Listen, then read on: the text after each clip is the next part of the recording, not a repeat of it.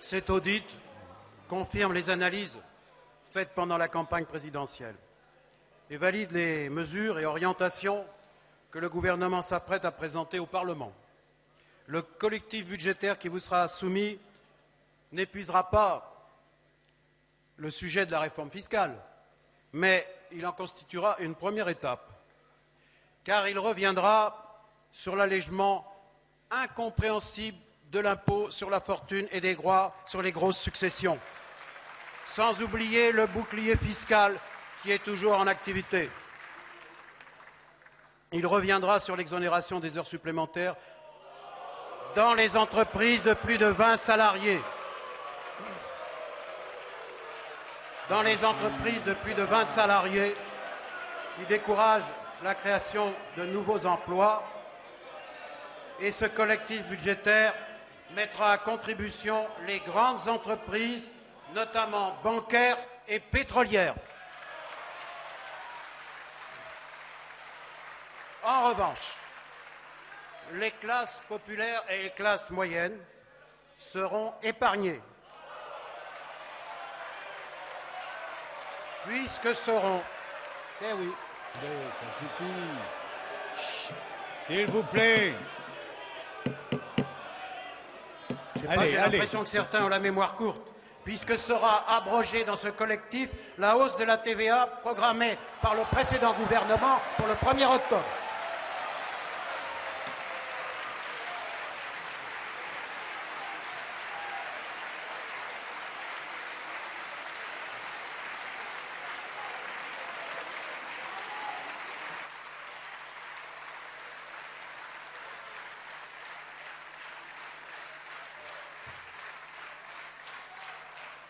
La TVA sur le livre et le spectacle vivant sera ramenée à 5,5%.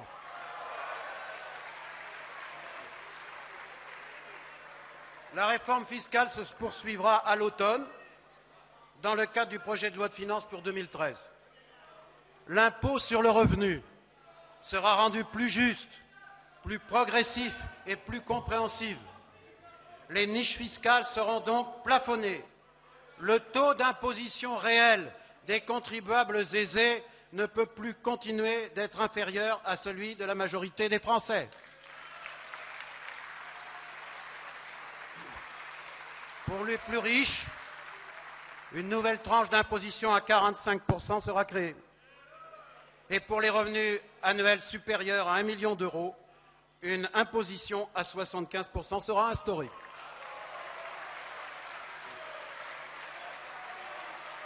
Les revenus du capital seront imposés au même niveau que ceux du travail. Il n'est plus possible, en effet, de tenir des discours sur la valorisation du travail et, dans les faits, par une fiscalité favorable, privilégier la rente. C'est fini.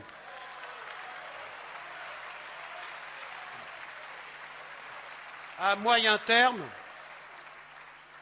d'autres chantiers seront ouverts, avec toujours le même souci, celui de la justice, celui de l'efficacité économique et écologique.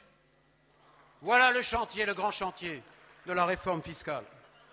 Maîtriser la dépense publique, je l'ai dit d'un côté, trouver de nouvelles recettes fiscales, voilà le préalable au redressement de notre pays. Mais contrairement à ce qu'on a pu lire ou entendre ces derniers jours, le gouvernement n'a pas besoin et n'aura pas besoin d'opérer un tournant.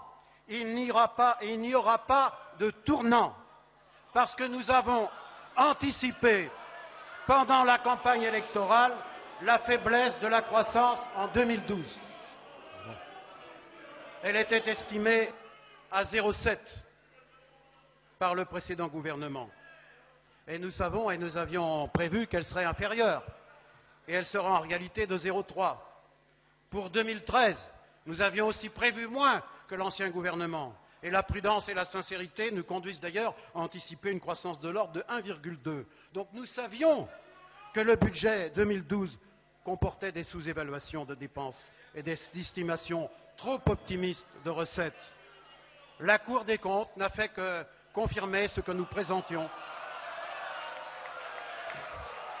Ah oui. La situation est sérieuse, je ne vous le cache pas, mais elle n'est pas une surprise pour ceux qui, comme nous, étaient parfaitement lucides. Le chemin de redressement budgétaire que nous avions indiqué est celui que nous emprunterons. Je revendique le sérieux et la responsabilité budgétaire. Je veux la réforme fiscale, je veux la justice fiscale, j'appelle à l'effort national, mais je refuse l'austérité.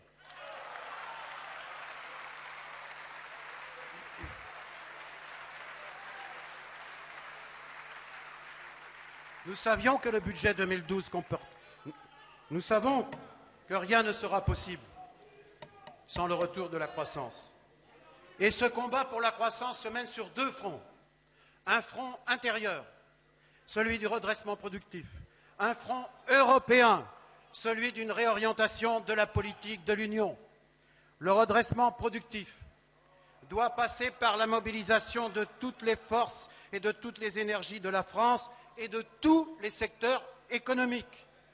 Les services, l'industrie, l'agriculture et l'industrie agroalimentaire, l'économie maritime, le tourisme et l'industrie culturelle, l'économie numérique, la recherche, l'économie sociale et solidaire. Le redressement productif, c'est d'abord la volonté de rompre avec la désindustrialisation dans notre pays qui est à l'œuvre déjà depuis longtemps. Un plan de reconquête industrielle sera prochainement présenté par le gouvernement avec pour ambition de repositionner la France au meilleur niveau mondial. Un pays qui n'a pas d'industrie est un pays qui n'a pas d'avenir. Et en disant la part de l'industrie dans la richesse nationale, la richesse produite en France, a été divisée par 2, passant de 26% à 13% en 10 ans. Et 750 000 emplois industriels ont malheureusement été perdus. Mon gouvernement entend mettre un terme à ce décrochage. C'est le sens du pacte national pour la croissance, la compétitivité et l'emploi que je vous propose. Il sera au cœur de la conférence sociale du mois de juillet. Mais d'ores et déjà, le gouvernement travaille et présentera au cours de ce mois un plan pour la filière automobile qui est en grande difficulté. Des mesures seront prises aussi pour lutter contre les plans sociaux abusifs et rechercher des solutions alternatives pérennes. La compétitivité structurelle est une des clés essentielles du redressement. Comme dans d'autres pays européens, la spécialisation autour de créneaux porteurs, l'innovation, la valorisation de produits de qualité fonderont notre stratégie industrielle. Oui, je veux donner à la France une compétitivité dans le domaine des nouvelles technologies, faire émerger de nouveaux champions nationaux, voire européens. Et pour cela, nous prendrons appui sur le commissariat général à l'investissement, où Louis Gallois a été nommé par le Conseil des ministres, et qui devra soutenir des projets d'excellence au service de l'innovation et de l'économie de demain. Et la finance, elle sera mise au service de l'économie réelle. C'est pourquoi se seront séparées les activités des banques qui sont utiles à l'investissement et à l'emploi de leurs opérations spéculatives.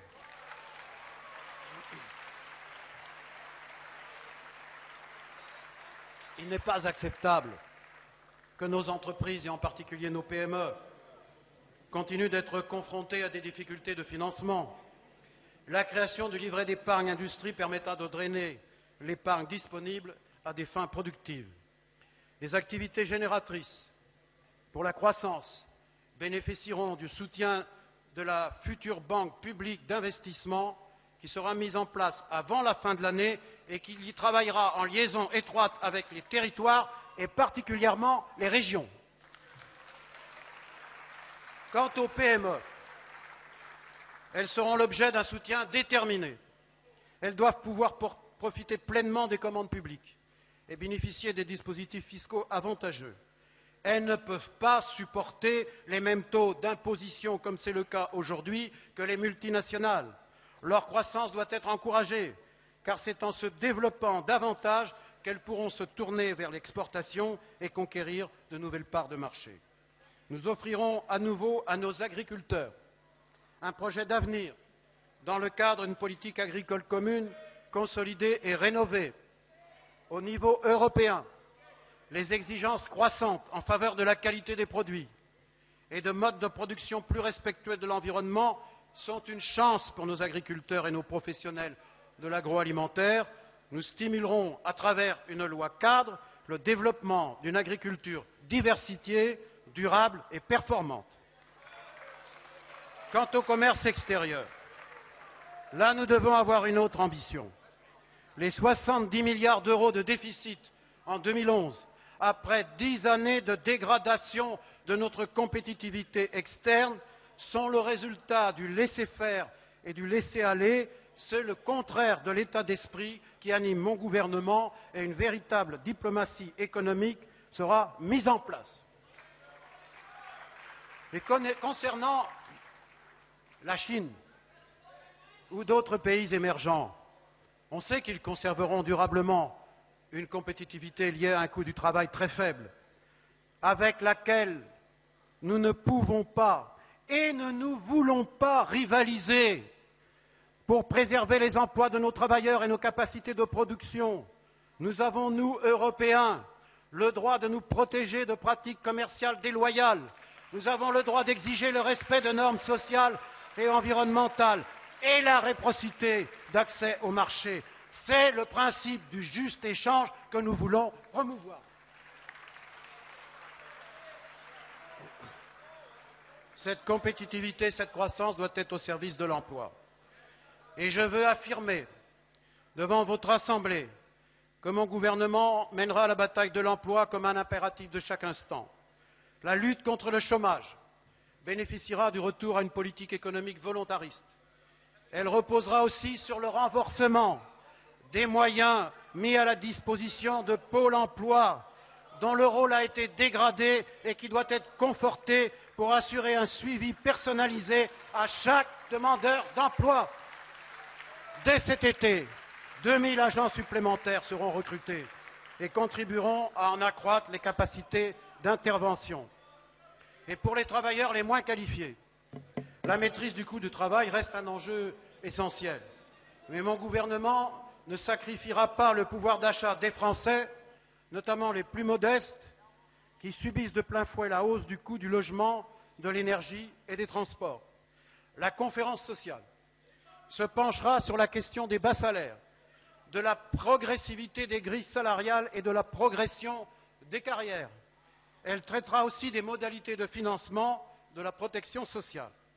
La politique de redressement productif, mais vous le savez aussi, ne peut être conduite que par la France seule. Notre continent est la première puissance économique mondiale, mais les divisions, les égoïsmes, les concurrences ouvrent autant de brèches à nos concurrents sur le plan commercial, sur le plan économique, sur le plan diplomatique. L'Europe est une puissance fragmentée. C'est cette solidarité imparfaite qui soumet chacun de nos pays à la cupidité des spéculateurs. Jusqu'ici, l'Europe est intervenue, mais trop peu et trop tard, donnant le sentiment de n'éteindre que les flammes de la crise sans étouffer les braises. Eh bien, mesdames et messieurs les députés, je ne me résous pas à ce constat. C'est parce que l'Europe donne le sentiment de ne pas protéger les peuples avec suffisamment de force que le doute a pénétré jusqu'aux esprits les plus convaincus. Eh bien, cela, je le comprends.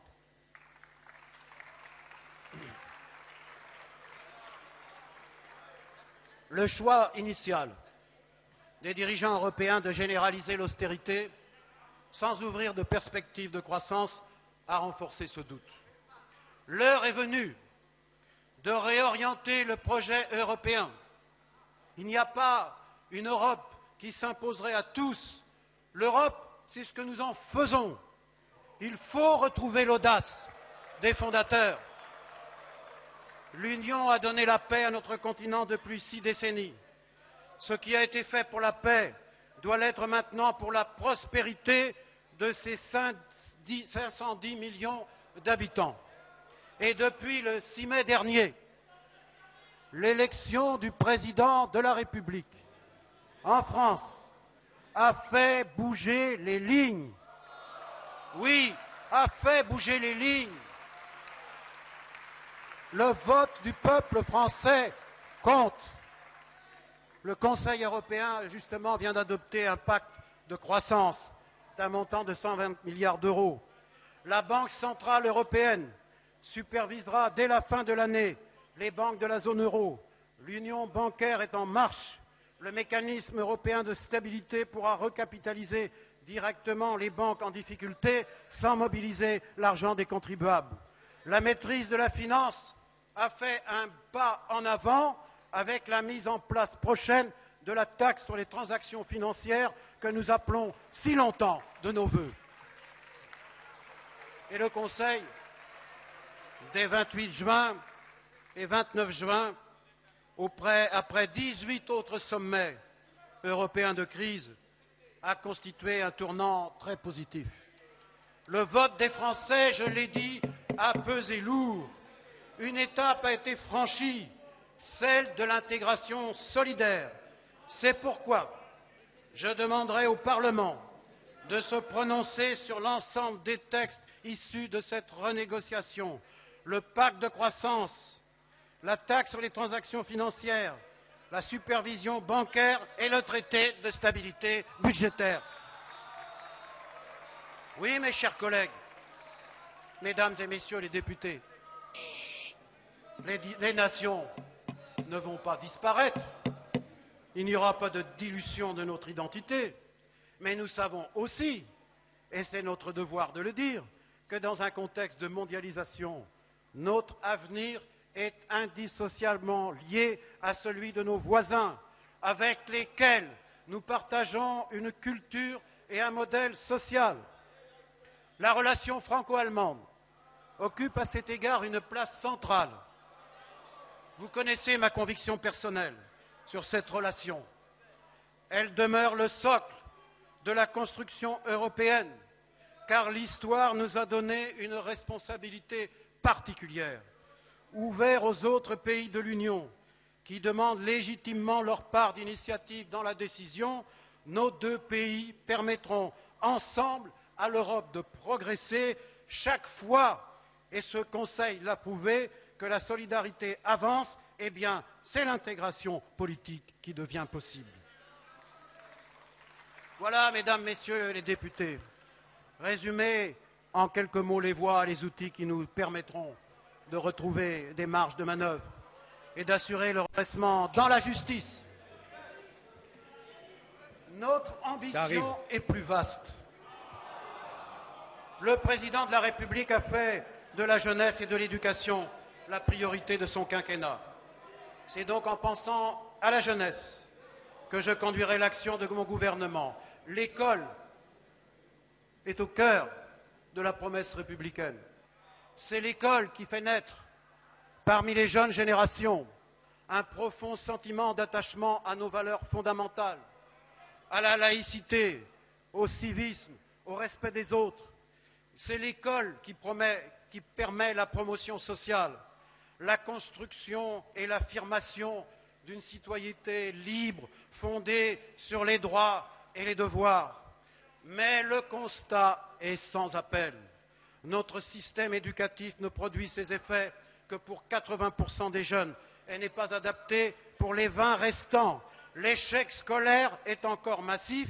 Les inégalités sociales et territoriales minent le contrat de confiance entre la nation et son école, et c'est ce défi que la majorité, avec le gouvernement, s'est engagée à relever.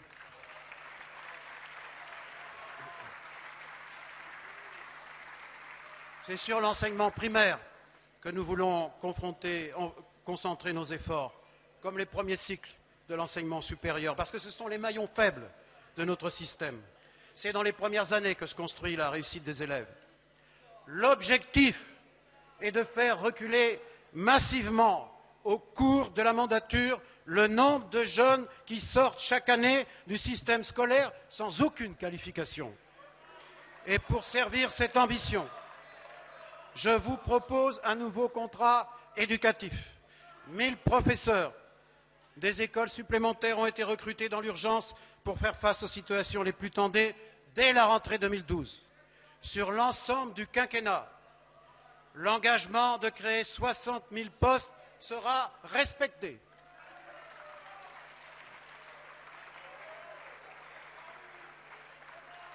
Au terme d'une large concertation, nous redéfinirons dans l'intérêt des enfants les rythmes scolaires, favoriserons la diversité des parcours et les innovations pédagogiques et donnerons un nouvel élan à l'éducation prioritaire. Et c'est l'ensemble des personnels qui concourent au service public que nous voulons mobiliser. Et d'abord les professeurs, parce qu'enseigner est plus qu'un métier. C'est une vocation qui dépasse souvent l'engagement professionnel. La formation initiale des professeurs sera rétablie et les écoles supérieures du professorat et de l'éducation seront instituées au sein des universités. Le gouvernement proposera la loi sur les universités pour réaffirmer et garantir son bon fonctionnement et son autonomie réelle. L'engagement présidentiel de créer une allocation d'études et de formation sous condition de ressources sera mis en œuvre et nous augmenterons le nombre de logements étudiants. Nous redonnerons aussi toute sa place à la recherche. À l'ère de la société de la connaissance, le rôle de la science et de la recherche fondamentale doit être réaffirmé. Et il nous faudra renforcer les liens entre universités, grandes écoles, laboratoires de recherche et entreprises pour que les études supérieures débouchent véritablement sur une insertion professionnelle et concourent à la réussite du redressement productif. Je l'ai dit, la jeunesse est notre priorité. C'est le sens du pacte générationnel. C'est le sens du contrat de génération pour permettre l'insertion dans l'emploi des jeunes et le maintien des seniors dans l'emploi. C'est un grand engagement du président de la République. Il sera mis en œuvre très rapidement. Et le gouvernement engagera également la création de 150 000 emplois d'avenir qui seront proposés prioritairement à des jeunes sans qualification, en particulier dans les quartiers où le taux de chômage est le plus élevé. Le service civique sera développé et je sais à cet égard pouvoir compter sur le mouvement olympique et sportif et des milliers d'associations d'éducation populaire qui sont prêtes à s'engager pour l'emploi et la réussite des jeunes. Un système de caution solidaire sera également mis en place pour les jeunes pour accéder au logement. Mais notre ambition, c'est de permettre aussi à tous nos concitoyens, à chaque ménage, d'accéder à un logement correspondant à ses besoins et à son pouvoir d'achat. Le logement est devenu le premier poste de dépense des Français. Les ménages modestes ont été particulièrement pénalisés par la flambée des prix au cours des dernières années. Trop de familles ont dû quitter les centres urbains. Trop de salariés ont été contraints de se loger de plus en plus loin de leur lieu de travail. Eh bien, pour répondre aux besoins, un objectif de construction annuelle de 500 000 logements, dont 150 000 logements sociaux, sera mis en œuvre. Un plan de mobilisation du foncier sans précédent sera lancé avec les terrains vacants de l'État qui seront mis gratuitement à la disposition des collectivités locales dans des programmes d'aménagement urbain respectueux de la mixité sociale. Et le plafond du livret A relevé pour répondre aux besoins de financement. Et quant à la loi sur le renouvellement et la solidarité, la loi SRU, les communes qui ne respectent pas leurs obligations devant les citoyens en matière de logement social verront leurs pénalités multipliées par 5.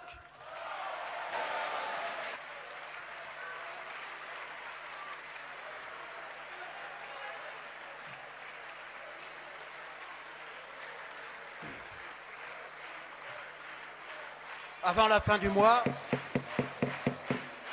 un décret encadrant les loyers dans les villes où les tensions sont les plus fortes sera adopté. Conformément aux engagements pris en faveur du développement durable et pour limiter les dépenses des familles, un plan ambitieux de performance thermique de l'habitat sera engagé pour les logements neufs comme pour le parc ancien. On le voit à travers cet exemple. La transition écologique et énergétique que mon gouvernement veut initier sera créatrice d'emplois nouveaux. Nous allons développer une économie verte fondée sur l'innovation technologique qui sera l'une des composantes de notre redressement productif. Pour préserver notre planète, maîtriser nos consommations de ressources naturelles et diminuer notre empreinte écologique, nous construirons une société sobre et efficace. Il en va de la protection de l'environnement, de la protection de la biodiversité et de l'indépendance énergétique de la France. Le code minier sera profondément réformé concernant l'exploitation de notre sous-sol pour donner toutes les garanties et la transparence nécessaires dans l'instruction de tout permis et la délivrance de ces permis. Nous engagerons un programme massif d'économie d'énergie et un plan ambitieux de développement des énergies renouvelables. La part du nucléaire dans la production d'électricité passera, comme les engagements du président de la République l'ont précisé, de 75% à 50% à l'horizon 2025. Et je rappelle aussi que le gaz, l'électricité comme l'eau d'ailleurs, sont des biens communs et ne peuvent être livrés à la seule loi du marché. Nous mettrons en place une tarification progressive avec un double objectif social et écologique et le gouvernement y travaille déjà pour que cette mesure prenne effet très rapidement. Et puis l'État veillera à la préservation et la modernisation de nos infrastructures de transport au service d'une mobilité plus sobre et plus équitable et en lien avec les collectivités locales, et la réforme ferroviaire sera engagée. Concernant les collectivités locales, je l'ai dit, mais je voudrais insister sur ce point.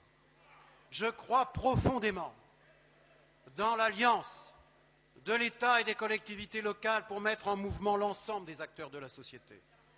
Je crois à un État stratège, garant de la connaissance des politiques publiques et de la solidarité entre les citoyens et les territoires. Et la décentralisation doit aller de pair avec la réforme de l'État. Et là encore, nous procéderons avec méthode, dans la concertation, mais avec détermination.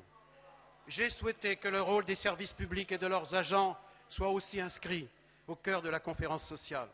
Nous réaffirmerons leur place et leur mission au service de l'intérêt général et de la cohésion nationale. Je sais que le chantier de la décentralisation est immense. La loi instituant le conseiller territorial sera abrogée. Et le mode d'élection des conseillers généraux sera modifié pour permettre une meilleure représentativité des assemblées départementales. Je souhaite préparer de manière concertée et transparente cette modification du mode de scrutin ainsi que celle du calendrier des élections cantonales et régionales. Je proposerai au Parlement de s'en saisir pleinement, c'est sa responsabilité et je salue son travail en la matière. Je suis sûr qu'il trouvera les bonnes réponses. Ce mois-ci, les associations d'élus seront reçues. Je les recevrai personnellement et les consultations à la rentrée se poursuivront. Et je m'appuierai bien sûr sur les États généraux organisés par le Sénat en octobre. Vous savez, mais vous le savez bien, en tant qu'élus, les citoyens et vos électeurs, de la majorité comme dans l'opposition, attendent de cette nouvelle étape de la décentralisation que l'État et les collectivités locales mènent une action plus lisible, plus efficace et moins coûteuse, en finissant avec les doublons administratifs. Et les collectivités locales sont prêtes, elles aussi, à prendre part à l'effort national de redressement des comptes publics. avec davantage d'autonomie, davantage de clarté dans les responsabilités, mais cela dans le cas d'un pacte financier rénové et négocié. Mais, mesdames et messieurs les députés, justement, notre ambition, c'est de promouvoir une République rénovée et de moderniser nos institutions, afin de conforter notre démocratie, tout en garantissant la stabilité que permet le scrutin majoritaire.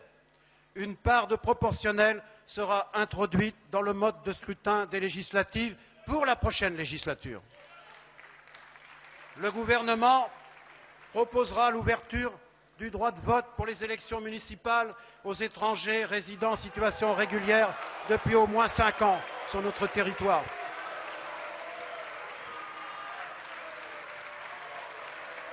Je présenterai, après les consultations nécessaires, un projet de loi qui avait été oublié sur la précédente législature, sur la moralisation de la vie politique, pour prévenir efficacement les conflits d'intérêts et adapter les règles de financement des partis politiques. Et pour permettre aux parlementaires de se consacrer pleinement à leur mission, il sera mis fin, comme c'est déjà le cas pour les membres du gouvernement, au cumul entre un mandat parlementaire et l'exercice des fonctions exécutives locales, cela applicable en 2014. Avant la fin de l'année 2012, une loi relative à l'audiovisuel public permettra de restaurer les grands principes républicains. Quant aux modalités de désignation des présidents de l'audiovisuel public et la protection des sources des journalistes sera renforcée. Certaines de ces réformes, vous le savez, nécessiteront une révision de la Constitution. Mesdames, Messieurs les députés, je vous l'ai dit, et j'insiste à nouveau, certains services de l'État ont été considérablement affaiblis, avec un effet particulièrement désastreux dans la police et la gendarmerie, alors que les attentes des Français en matière de sécurité n'ont jamais été aussi fortes. La montée de la violence appelle une réponse ferme de la puissance publique. Ma préoccupation sera celle de l'efficacité. Les lois se sont ajoutées aux lois. Un activisme brouillon a prévalu depuis une dizaine d'années. Les opérations coup de poing se sont succédé, mais vous le savez, sans grand effet. Et sur les questions de justice et de sécurité, nous devons regagner en sérénité pour retrouver le chemin de l'efficacité et de la confiance. Efficacité retrouvée de la politique pénale tout d'abord. Avec des prisons surpeuplées, la réinsertion devient impossible et la récidive plus fréquente. Avec 85 000 peines d'emprisonnement prononcées mais non exécutées, il faut bien l'admettre, cette politique pénale est un échec. Chaque infraction à la loi appelle une sanction, y compris pour les mineurs. Mais cette peine doit être juste, adaptée et proportionnée pour être efficace.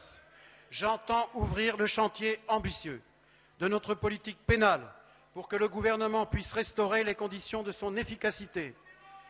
Efficacité de l'action de la police et de la gendarmerie aussi. La politique du chiffre a détourné les forces de sécurité d'une action menée en profondeur. L'ordre public se construit pourtant dans la durée. Il n'est pas compatible avec la culture de l'instant. Il est résultat d'un travail patient et déterminé, le fruit de l'engagement quotidien des hommes et des femmes qui, dans la police, dans la gendarmerie, ont ma confiance et celle de tous les gouvernements et qui concourent chaque jour et chaque nuit à la sécurité des Français.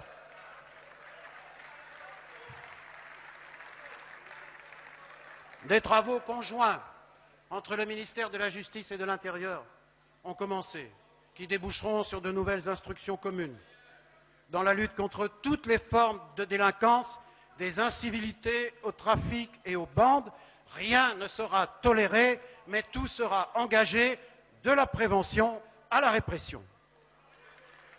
Et là, nous inverserons la baisse des effectifs dans les services publics, de la police, de la gendarmerie et de la justice, avec la création chaque année de 1000 postes supplémentaires. Et nous créerons des zones de sécurité prioritaires au plus près des réalités du terrain. Mais nous devons également restaurer la confiance dans la justice.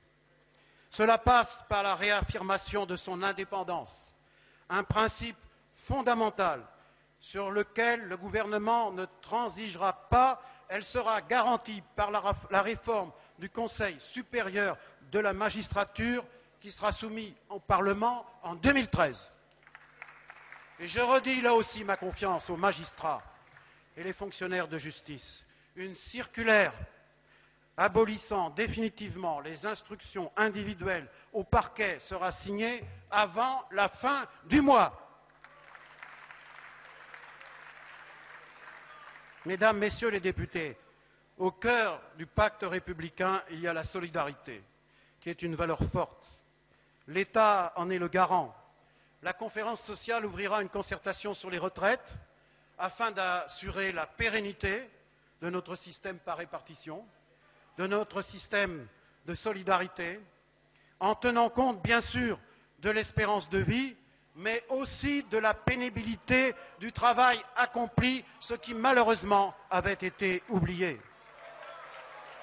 Et sans attendre, le gouvernement a pris une mesure de justice sociale, la possibilité de prendre sa retraite à 60 ans et à taux plein pour celles et ceux qui ont commencé à travailler très jeunes et qui ont acquis les annuités nécessaires.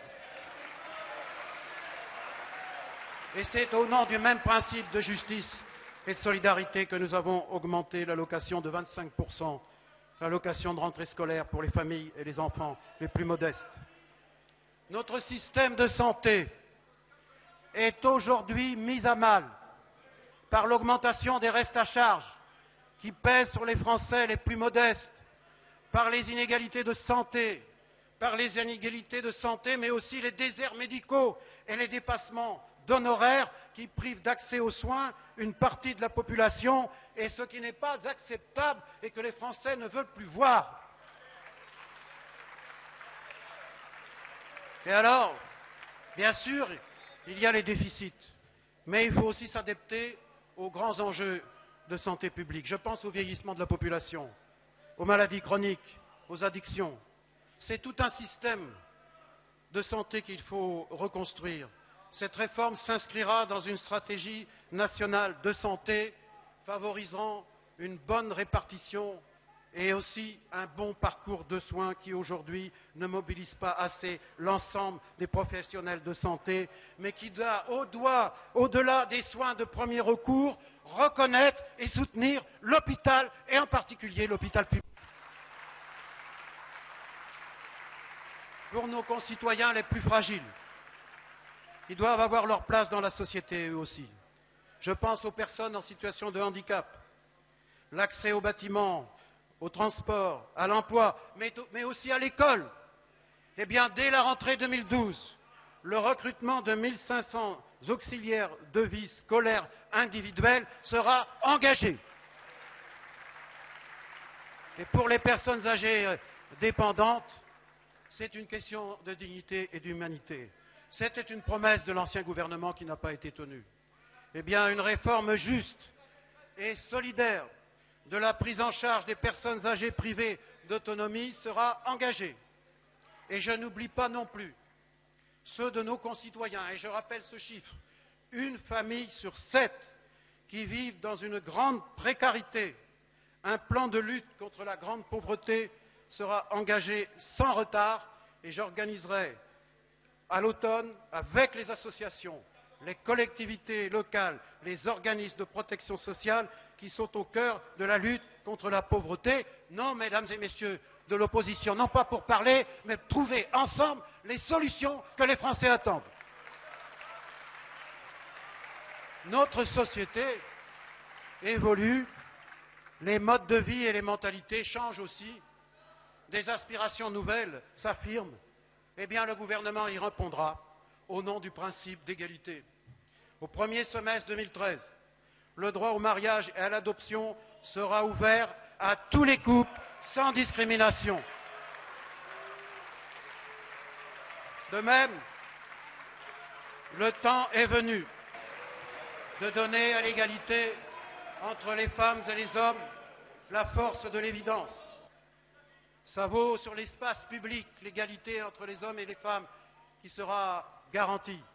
Mais ça vaut ici à l'Assemblée nationale, au Parlement tout entier, où c'est vrai, je salue l'augmentation très importante du nombre de femmes députées, 27%, et particulièrement ici, je vous en félicite. C'est un progrès, mais nous sommes loin de la parité. La réforme à venir des règles de financement pourrait contribuer efficacement à atteindre ces objectifs. Mais c'est d'abord au sein de l'entreprise que nous voulons bousculer ces conservatismes, ces inégalités choquantes. Ce sera débattu au sein de la conférence sociale. Mais le gouvernement n'attendra pas une nouvelle loi. Il fixera un calendrier pour que l'égalité salariale entre les hommes et les femmes, ce combat soit mené avec détermination, avec des résultats. Mesdames, Messieurs les députés, la France est une terre d'immigration, mais aussi d'intégration. Et sur ce sujet, trop de passion divise nos compatriotes. J'entends faire prévaloir une approche sobre et digne de ce débat, dans un esprit de responsabilité et avec le souci constant du respect des valeurs de la République.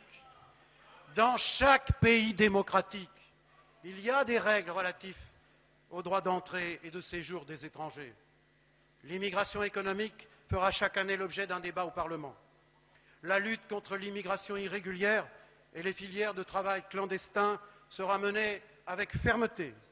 Des régularisations pourront être accordées après un examen individuel en fonction de critères précis, objectifs et qui seront appliqués uniformément sur l'ensemble du territoire et le droit s'appliquera pour les reconduites à la frontière. Mais aucun enfant, aucune famille ne sera placé en centre de rétention.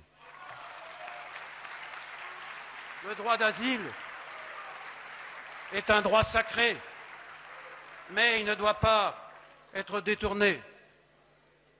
Les demandeurs d'asile doivent recevoir une réponse et pas en attendant des mois.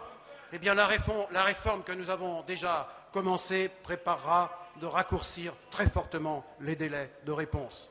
Les étudiants étrangers qui avaient fait tant polémique et qui avaient donné une image déplorable de la France, eh bien, la circulaire du 31 mai a répondu à l'attente de beaucoup de nos concitoyens. Et pour les étrangers qui vivent en situation régulière sur notre sol, les titres de séjour seront sécurisés. Et quant aux étrangers qui aspirent à vivre durablement dans notre pays, ils doivent accepter les droits et les devoirs qui lui sont associés. Ils doivent aussi prendre leur part de l'effort d'intégration, mais ils doivent pouvoir aussi accéder à la nationalité française lorsqu'après plusieurs années sur notre territoire, ils manifestent solennellement leur désir d'être français à part entière et qu'ils respectent scrupuleusement nos valeurs et notamment celle de la laïcité, eh bien la procédure de naturalisation ainsi que des critères clairs seront redéfinis pour rendre cet accès possible et digne. Il ne peut pas y avoir de redressement non plus sans ambition culturelle.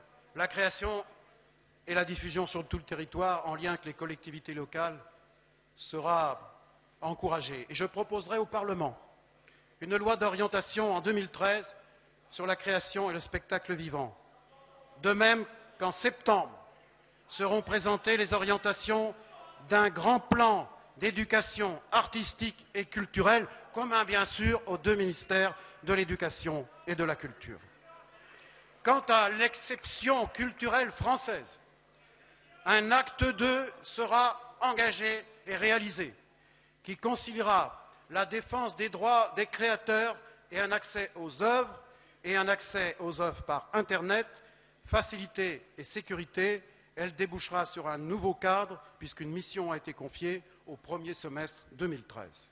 Et puis, face aux grands enjeux du monde international, la France jouera pleinement son rôle et tiendra le langage que le monde a appris à aimer d'elle.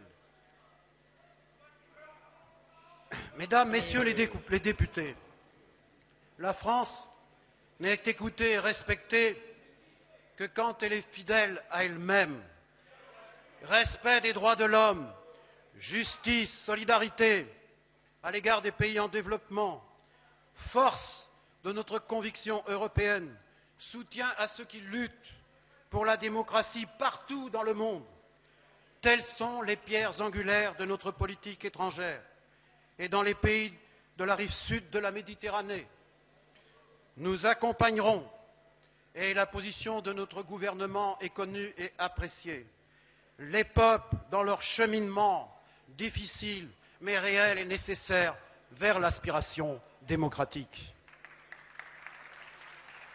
Quant à la Syrie, il est temps de mettre fin à la spirale de répression en mobilisant la communauté internationale en faveur d'une transition politique qui passe, et c'est la position de la France, par le départ de Bachar al-Assad, et la France y prend toute sa part, et notamment cette semaine avec la conférence de l'opposition le 6 juillet prochain. En Afrique, la construction d'États démocratiques a tout notre soutien. Une rupture avec les dérives de la France-Afrique est attendue par un continent tout entier dont les perspectives de croissance sont porteuses d'espoir.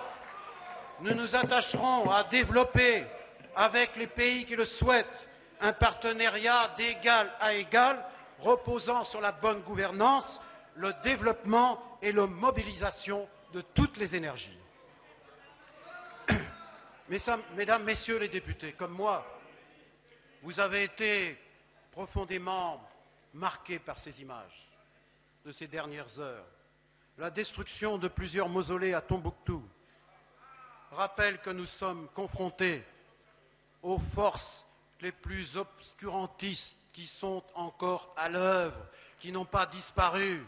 Eh bien, notre détermination sera totale pour empêcher les groupes comme AQMI de constituer au nord Mali des bastions du terrorisme international qui menacent la paix et la prospérité de l'ensemble de la région comme notre propre sécurité. Nous sommes également déterminés à empêcher la fuite en avant du programme nucléaire iranien par la fermeté et donc par des sanctions tout en préservant la voie du dialogue. Et en matière de défense, le gouvernement mettra en œuvre les engagements du président de la République approuvés par les Français, chef des armées. Le retrait d'Afghanistan des forces françaises combattantes sera effectif à la fin de cette année. Alors, pour préparer l'avenir, un livre blanc de la défense et de la sécurité nationale sera élaboré pour la fin de cette année et présenté à votre Assemblée dès l'année 2013, au début, avec une loi de programmation militaire qui suivra.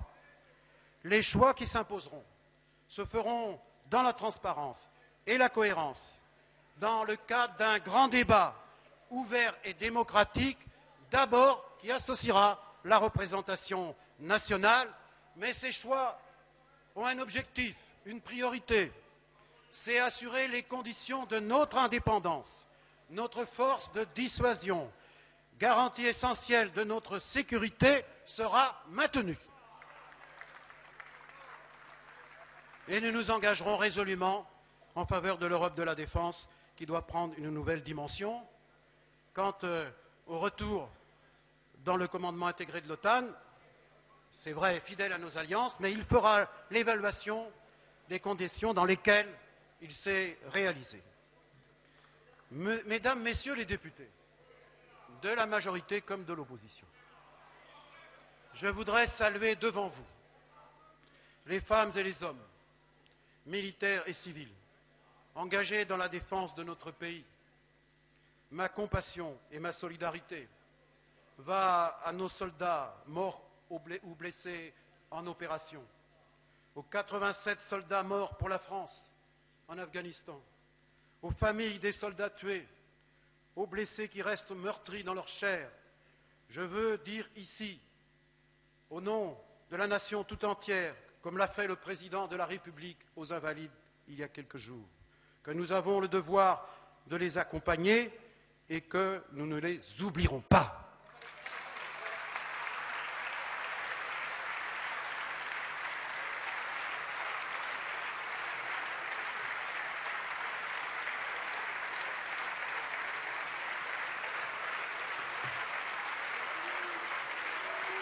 Mesdames,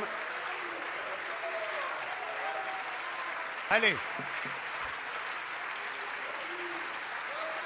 Mesdames et Messieurs les députés, tout au long de mon intervention, j'ai pensé à ces femmes et à ces hommes que j'ai rencontrés ces dernières semaines, dans le train ou dans les rues, à travers toutes les régions de France.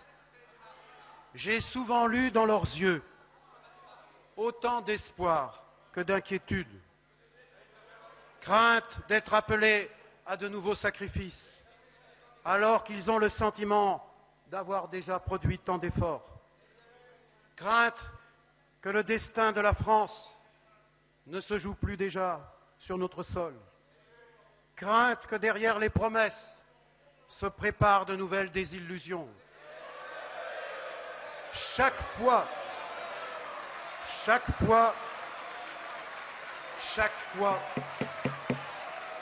j'ai pris un engagement devant eux. Et c'est cet engagement que je veux renouveler devant vous. La situation de notre pays, comme celle de l'Europe, oui, est préoccupante. Le redressement prendra du temps. Ce sera difficile. Mais nous réussirons, Mesdames, Messieurs les députés.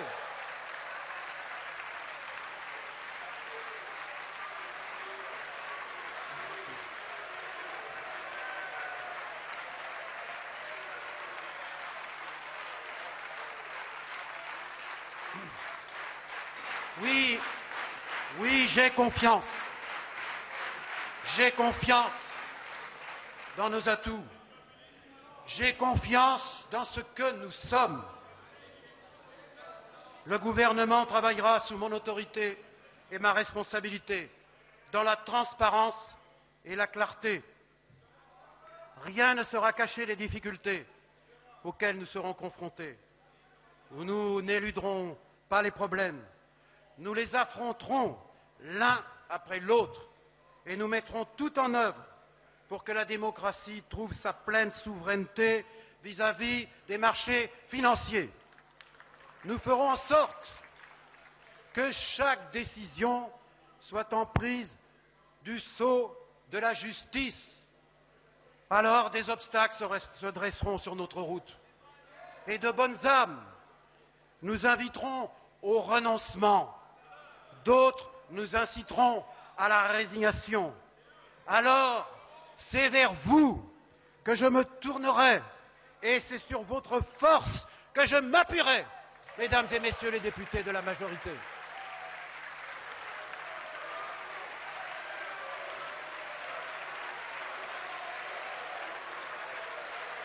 La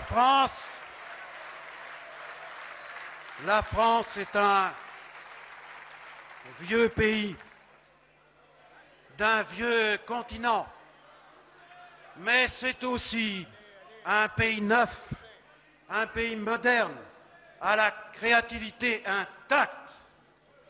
Il y a tant d'énergie qui ne demande qu'à être libérée, tant de talents dans nos villes, dans nos campagnes, dans nos quartiers, dans nos banlieues, tant d'idées qui attendent de s'exprimer. Voilà ce qui me rend confiant. Oui, Mesdames et Messieurs les députés, nous avons reçu la France en héritage. Nous sommes fiers de son modèle qui porte le si beau nom de République. sur le fronton de nos écoles et de nos mairies sont inscrites nos valeurs.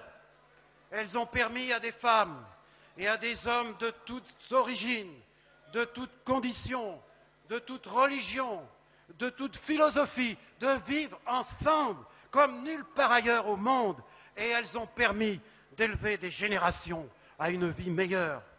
La France, c'est plus qu'une histoire. Elle est une idée de la condition humaine. C'est une dimension qu'aucun marché ne prendra jamais en compte. Ce sont ces valeurs qui ne sont pas cotées, mais qui, en nous, n'ont pas de prix. Aucune agence